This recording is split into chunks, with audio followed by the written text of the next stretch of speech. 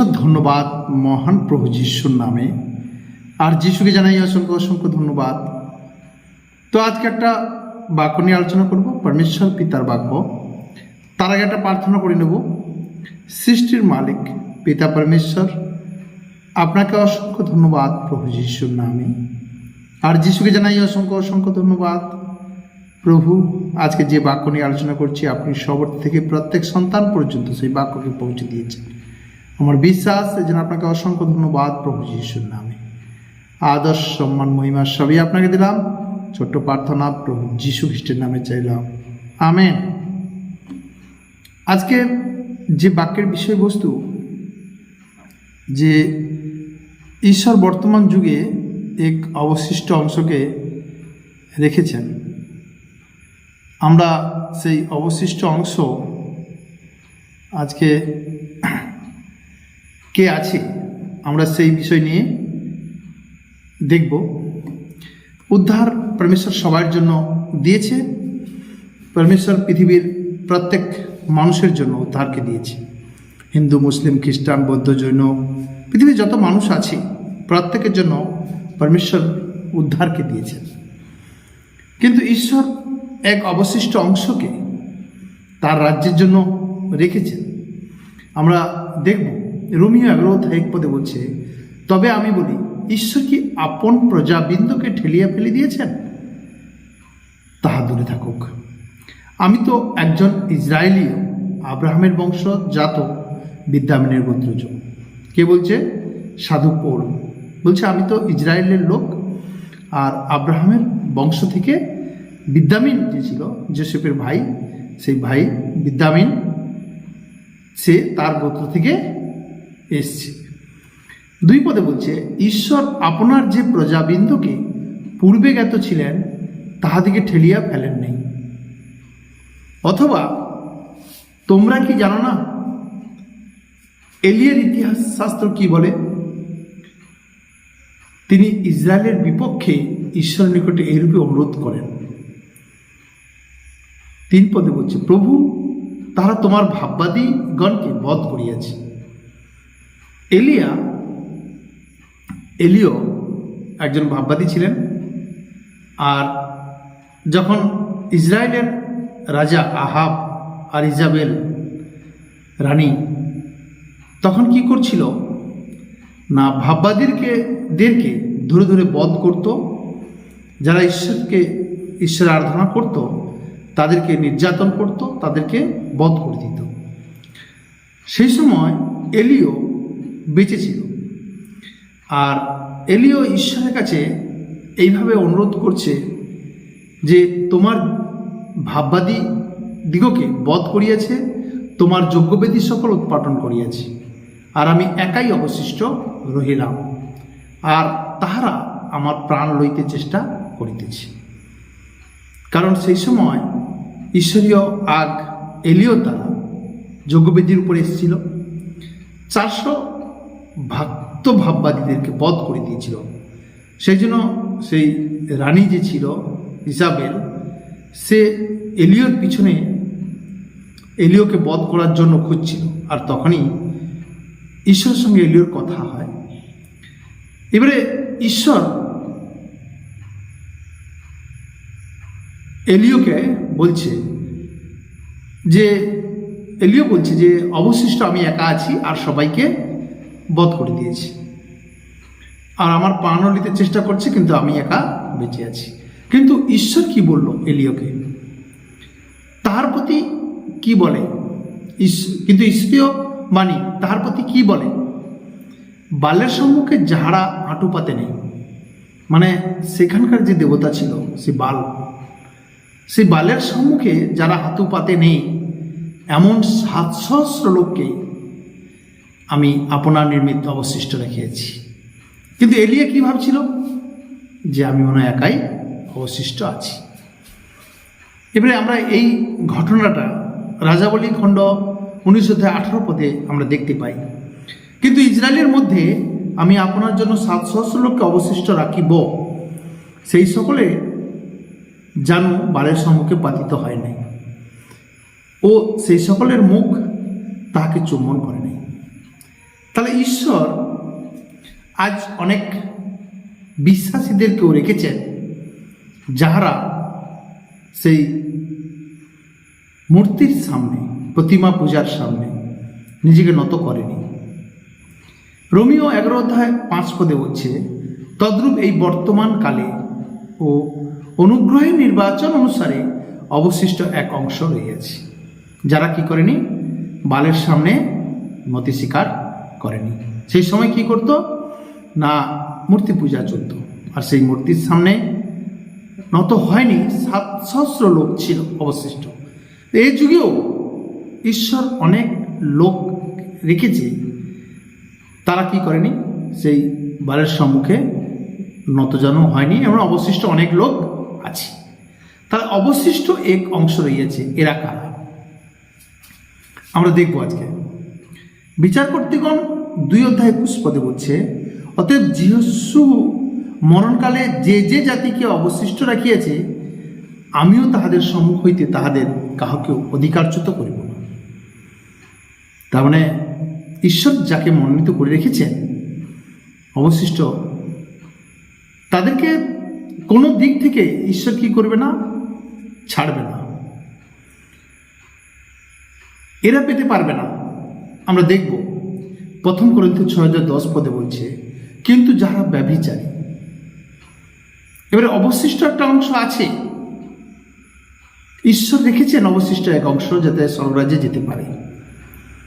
কিন্তু যদি কোনো বিশ্বাসীর মধ্যে এই গুণগুলো থাকে তাহলে সে স্বর্গরাজ্যে যেতে পারবে না, কিন্তু এগুলো যখন ছাড়বে তখন সে ঈশ্বর রাজ্যে যেতে পারবে। আমরা দেখব যারা ব্যভিচারী, যারা এখনো পর্যন্ত স্ত্রীকে বাদ দিয়ে অন্য স্ত্রীর কাছে, ইয়া তো বিয়ের আগে অন্য স্ত্রীর কাছে, এভাবে যারা আজকে ইয়া তো চোখে দেখে মনে মনে কুকল্পনা করছে, সেই ব্যভিচারী লোক, প্রতিমা পূজক এখনো পর্যন্ত যারা করছে, কি পারদারিক কি স্ত্রীবৎ আচারী, মানে মেয়ের প্রতি তার একটু কমজোর ভাব, স্ত্রীবৎ আচারী, কি পুঙ্গামী মানে পুরুষগামী যারা, কি লোভ, কি চোর, কি লোভী, যারা এখনো পর্যন্ত যাদের চুরি করার অভ্যেস, লোভ করার অভ্যেস যাদের মধ্যে আছে, মাতাল যারা এখনো নেশাগ্রস্ত, মদ খায়, বিড়ি তামাকু সিগারেট খায়, কটুভাষী যাদের মুখে প্রত্যেকটা সময় কি গালি, বিশ্বাসীদেরকে বলছে যারা বিশ্বাসী তারা যদি এরকম ব্যবহার করে, পরধনগ্রাহী, অন্যের টাকা পয়সা 2 নম্বরি করে মিথ্যা বলে লুটপাট করে নাও, তারা ঈশ্বরের অধিকার পাইবে না। এবার অবশিষ্ট অংশ তাহলে কারা হবে? যারা ব্যভিচার করবে না, যারা প্রতিমা পূজা করবে না, যারা বেশ্যাগমন করবে না, যারা পুঙ্গামী হবে না, যাদের মধ্যে লোভ, যাদের মধ্যে চুরি, যাদের মধ্যে মাতলামি, এসব কিছু থাকবে না, তারা ঈশ্বরের রাজ্যের অধিকারী হবে। তার মানে অবশিষ্ট অংশ কারা বুঝতে পারছি আমরা? যারা পাপকে ছেড়েছি।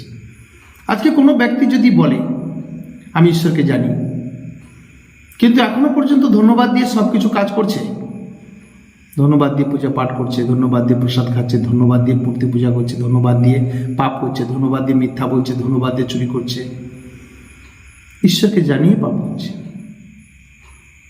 আগে তো করতো ঈশ্বরকে না জানিয়ে, এখন জানিয়েই পাপ হচ্ছে, বলছে প্রভু আমি পাপ করছি, দেখো অন্তর্জ্বালা জন্মাচ্ছে প্রভুর। এরকম ব্যক্তি ঈশ্বর রাজ্যে যেতে পারবে না, অবশিষ্ট অংশের মধ্যে নয়।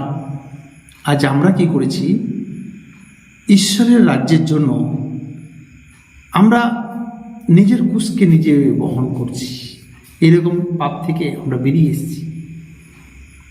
ঈশ্বর আমাদেরকে সাহায্য করেছেন বের করার জন্য, প্রভু আমাদেরকে বের করে নিয়ে এসেছেন। এবারে বলছে এফেসীয় 5:5 বলছে, কেননা তোমরা নিশ্চয়ই জানিতেছ বেশ্যাগামী কি অশুদ্ধাচারী কি লোভী সে তো প্রতিমা পূজক কেহই খ্রিস্টের ঈশ্বর রাজ্য অধিকারী পায় না। আজ অনেক জায়গায় লোভের মাত্রা এত বেড়ে যাচ্ছে যে বাইবেলে নতুন নিয়মে দশমাংশের বিষয়ে কোথাও যিশু শিক্ষা দেয়নি। আর ব্যবস্থার নিয়ম যদি কোনো ব্যক্তি পালন করে তাহলে সে কিন্তু সাব্যস্ত। কিন্তু আজকে সেই দশমাংশ নিয়ে এত জোর, গুছিয়ে নিতে হবে ব্যাস। আজকে লোভ এত বেড়ে গেছে মানুষের মধ্যে, এক ঈশ্বরকে জানতো না তখন মানুষ লোভ করেছে, এখন ঈশ্বরকে জেনে মানুষ লোভ করছে।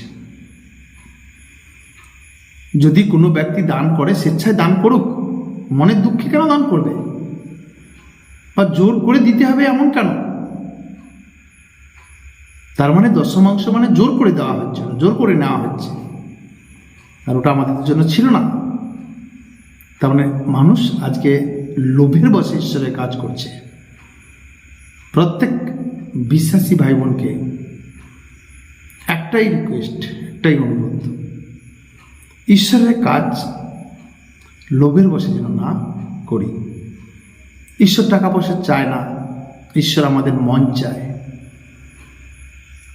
মণ্ডলীর উন্নতির জন্য আমি যদি কিছু দিতে চাই অবশ্যই দিক, কিন্তু জোর করে কেন আদায় করতে হবে কাউকে? ঈশ্বর তো সবাইকে বেঁচেছে তার রাজ্যের জন্য। যখন প্রকাশিত বাক্য 22 অধ্যায় 15 পদে বলছে, বাইরে রয়েছে কুকুরগণ, মায়াবীগণ, বেশ্যাগামীরা, নরঘাতকেরা ও প্রতিমা পূজকেরা, এবং যে কেউ মিথ্যা ভালোবাসে ও রচনা করে। তাহলে আজকে বাইরে কারা আছে? মানে একজন বিশ্বাসী সে কুকুরের মতো ব্যবহার করছে। কুকুর কি করে? বমি করে আবার সেটাকে খায়। মানে পাপ ছেড়ে দিয়েছি আজকে, কালকে আবার পাপ করছি, আবার বিকালে পাপ ছেড়ে দিয়েছি, সন্ধ্যাবেলা করছি, সন্ধ্যাবেলা পাপ ছেড়ে দিয়েছি, আবার বিকালে করছি। এরা কিন্তু বাইরে আছে। বাইরে ভিতরের মানে যারা যিশুকে জানে তারা ভিতরের লোক, আর যারা যিশুকে জানেনি তারা বাইরের লোক। তো বাইরে রয়েছে কুকুরগণ, মায়াবীগণ। মায়াবী বলতে যারা এখনো পর্যন্ত ঈশ্বরকে জানার পরে যারা ঈশ্বরের লোক, তাদেরকে কথা বলা হচ্ছে। বাইরে রয়েছে মানে ঈশ্বরকে জেনেও তারা ভুল করছে। তারা মায়াবীগণ বলতে যারা এখনো পর্যন্ত মাদলি, তাবিজ, মন্ত্রের উপরে বিশ্বাস করে, যারা গুলিনকে ডেকে এখনো পর্যন্ত করছে সব কিছু, তাদেরকে বলছে। বেশ্যাগামীরা, যারা এখনো পর্যন্ত চরিত্রকে ঠিক মতো করতে পারেনি, প্রতিমা পূজকেরা, এবং যে কেউ মিথ্যা ভালোবাসে ও রচনা করে। এবার যদি কেউ মিথ্যাকে ভালোবাসে, হ্যাঁ ঠিক আছে, মিথ্যা না বললে চলবে না, সে ভালোবাসছে, রচনা করে মানে উল্টোপাল্টা কথা নিয়ে মানুষকে বেঁধে 2-4টে কথা বলে দাও, এটা রচনা করা। সে বাইরে আছে, এখন সে ভিতরে নেই। তাহলে একজন প্রভু যিশুকে জিজ্ঞাসা করছে, তাহলে কি অল্প লোক যাবে? তাহলে কি কোনো মানুষই যেতে পারবে না ঈশ্বর রাজ্যে? পারবে, প্রভু বলেছে পারবে। লুক 13:23 পদে বলছে, তখন এক ব্যক্তি তাহাকে বলিল, প্রভু, যাহারা পরিত্রাণ পাইতেছে তাহাদের সংখ্যা কি অল্প? 24 পদে বলছে, প্রভু যিশু তিনি তাহাদিকে বলিলেন, সংকীর্ণ দ্বার দিয়া প্রবেশ করিতে প্রাণপণ করো। পারবে। আমি মানুষ থেকে পৃথিবীতে থেকে মানুষ থেকে আমি স্বর্গে প্রবেশ করতে পেরেছি। তোমরা যদি চেষ্টা করো, আমি তার উদাহরণ আছি, এক্সাম্পল আছি, তোমরা আসতে পারবে। সংকীর্ণ দ্বার দিয়ে প্রবেশ করিতে প্রাণপণ করো, চেষ্টা করো, পারবে। তোমরা এতটা ভরসা দিয়েছি প্রভু যে পারবে আসতে, চেষ্টা করলে। কারণ আমি তোমাকে বলিতেছি, অনেকেই প্রবেশ করিতে চেষ্টা করিবে কিন্তু পারিবে না। চেষ্টা করবে অনেকে কিন্তু পারবে না। কেন পারবে না? এলিয়া বলেছিল, অবশিষ্ট আমি একা আছি, কিন্তু ঈশ্বর কি করেছে? আর অবশিষ্ট অনেকে রেখেছি। তাহলে আজকে যদি কোনো ব্যক্তি মনে করে আমি মনে হয় যেতে পারবো, কেন ঈশ্বর কি অবশিষ্টের মধ্যে আমাকে বেছে রাখেনি? এটা আমি বিশ্বাস করবো না কেন যে প্রভু আমাকেই বেছে রেখেছে তার অনন্ত রাজ্যের জীবনের জন্য?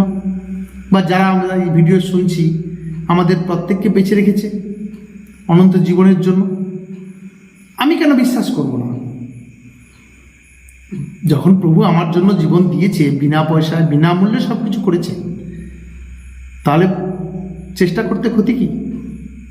আর চেষ্টা করাই ভালো তো। না হলে নরকের যে কষ্ট যন্ত্রণা এখানে বুঝতে পারবে না, যখন যাবে না তখন বুঝতে পারবে। আর তখন ক্ষমা চাওয়ার কোনো রাস্তা থাকবে না। ধর্মের ব্যক্তি ভুল বুঝতে পেরেছিল কিন্তু নিজের জন্য চায়নি। আব্রাহামকে বলেছিল, যাও, আমার 5 ভাই এখনো, আমার ভাইয়েরা এখনো কি করছে, পাপ করছে, ওদেরকে রক্ষা করো, লোক পাঠাও একজন। সেরকমই হবে যদি কোনো বিশ্বাসী জানার পরে আবার ভুল করতে থাকে, তাহলে তার জীবনে কি হবে? কষ্ট, দুঃখ, যন্ত্রণা নিতে হবে। এই জন্য আমরা যেন সংকীর্ণ দ্বার দিয়ে যাওয়ার চেষ্টা করি, প্রাণপণ চেষ্টা করি যেন। মতি 7 অধ্যায় 13 পদে বলছে, সংকীর্ণ দ্বার দিয়ে প্রবেশ করো, কারণ সর্বনাশে যাইবার দ্বার প্রশস্ত পথ পরিষদ, এবং অনেকেই তাহা দিয়ে প্রবেশ করে। অনেকেই যেতে চায় সংকীর্ণ চওড়া রাস্তা দিয়ে, যেখানে মদের দোকান, যেখানে বেশ্যা বাজার, যেখানে চুরি, হিংসা, ঝগড়া, সেদিক দিয়ে স্বর্গরাজ্যে অনন্ত জীবনে প্রবেশ করতে চায়। কিন্তু যেতে তো পারবে না। এই রাস্তা তো ঠিক নাই। সংকীর্ণ দ্বারটাই হচ্ছে, কষ্ট হবে, দুঃখ আসবে, তাড়না আসবে, নিন্দা আসবে, কিন্তু ঈশ্বর রাজ্যে তো যেতে পারবে। এই জন্য বলছি, কেননা জীবনে যাইবার দ্বার সংকীর্ণ, পথ দুর্গম, অল্প লোকই তাহা পারবে। প্রভু যখন বলেছে, অবশ্যই চেষ্টা করব, আমরা 100% মৃত্যু পর্যন্ত চেষ্টা করব। আমার বিশ্বাস, প্রভু আমাকে অনন্ত জীবন দিয়ে দিয়েছি। চলো, পিতার ধন্যবাদ মহান প্রভু যিশুর নামে, আর যিশুকে জানাই অসংখ্য অসংখ্য